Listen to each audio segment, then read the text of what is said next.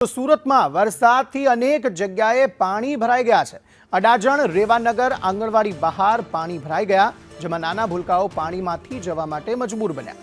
ગટરના ઢાંકણા પૂરી દેવાતા આ સમસ્યા સર્જાઈ હોવાનું સ્થાનિકોનું કહેવું છે। તંત્રને અનેક રજૂઆત કરાઈ છે, પરંતુ કોઈ નિરાકરણ નથી આવ્યું તેવું સ્થાનિકોનું કહેવું છે। તો જ્યાં વરસાદ વરસી રહ્યો છે ત્યાં પાણી ભરાઈ જવાની સમસ્યા પણ સર્જાઈ રહી છે। ખાસ ગટરના ઢાંકણા પૂરી દેવાતા આ સમસ્યા સર્જાઈ હોવાનું સ્થાનિકોનું કહેવું છે। અડાજણના રેવાનગર આંગણવાડી બહાર આ પરિસ્થિતિ સર્જાઈ છે। મેટ્રોની કામગીરી દરમિયાન ગટરના ઢાંકણા અહીં પૂરી દેવાયા હતા અને એ ઢાંકણા પૂરી દેવાના કારણે પાણી ગયું નહીં અને પાણી અહીંયા જ ભરાયેલું રહ્યું, જેના કારણે નાના નાના બાળકો જે છે તે આંગણવાડીમાં આ પાણીમાંથી જવા માટે મજબૂર થયા। વાહન ચાલકોને પણ તકલીફ પડી। સ્થાનિકોનું કહેવું છે કે તંત્રને રજૂઆત કરાઈ, પરંતુ સમસ્યાનું નિરાકરણ આવ્યું નથી। હવે તંત્રના અધિકારીઓ કર્મચારીઓ ક્યારે જાગે છે, ક્યારે એ ગટરના ઢાંકણા ખોલે છે અને પાણીનો નિકાલ અહીંથી કરે છે, તે જોવું રહ્યું।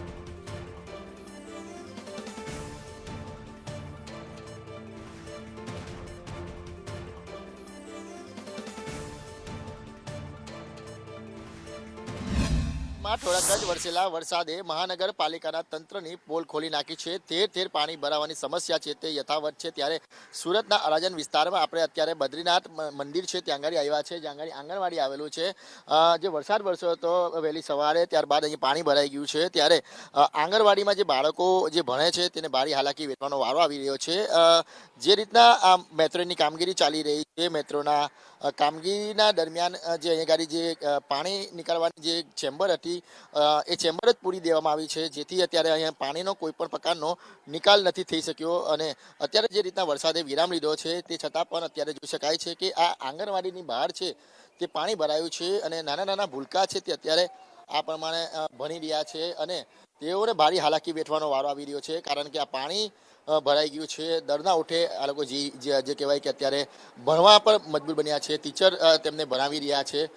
જે રીતના અત્યારે જોઈ શકાય છે કે આ તમામ બાળકો છે, નાના નાના ભૂલકાઓ છે, 15 થી 20 ભૂલકાઓ છે, કેટલાક સમયથી પાણી ભરાઈ રહ્યું છે, ત્યારે તેમને આવવા જવામાં ખાસ તકલીફો નડી રહી છે અને આ પાણીના લીધે જે કહેવાય કે તેમને પડી જવાનો અને અકસ્માતનો ભય પણ સતાવી રહ્યો છે। ત્યારે ટીચર આપણી સાથે છે આંગણવાડીના, તેમની સાથે વાત કરીશું।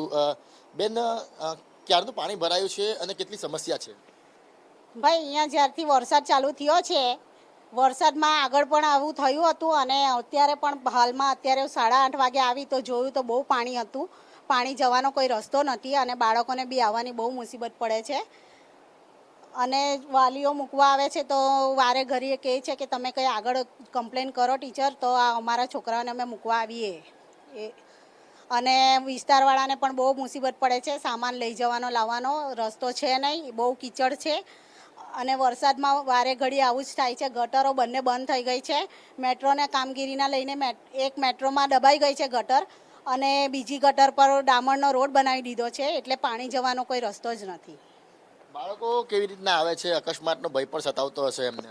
બાળકો આવે છે, વાલીઓ ઉચકીને લઈને આવે છે, લપસી જવા એવું જ છે। તમે જોયું હશે રોડ કેવો છે આગળ, એટલે વાલીઓ ઉચકીને લઈને મૂકવા આવે છે।